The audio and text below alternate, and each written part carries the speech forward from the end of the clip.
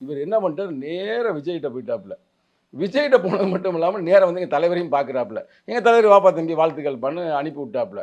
இப்ப எங்களுக்கு கிடைச்ச செய்தி என்னன்னா, அங்க விஜய்கிட்ட சிக்கல வளர்க்குறாப்புலயாம். இங்க இருக்கும்போது உங்க கட்சிக்கு நெறைய கோடிக்கணக்குல பணம் குடுத்தாரு.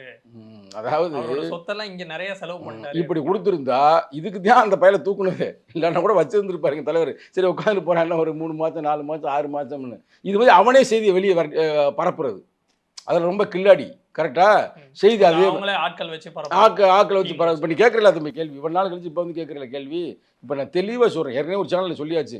அந்த மயிராண்டி ஒரு இலவையும் குடுக்கல. குடுத்திருந்தா கூட நாங்களே ரெக்கமெண்ட் பண்ணியிருப்போம். இது ஒடுக்கப்பட்ட கட்சி, ரொம்ப ஏழை கட்சி.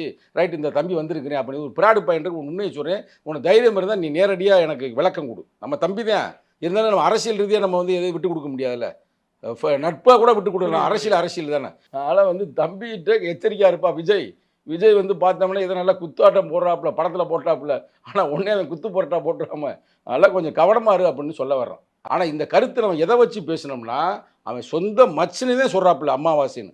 அந்த பாயிண்ட்ல இருந்து பேசுறோம். நம்மளா பேசல. அத நீங்க கோடிட்டு போடணும்.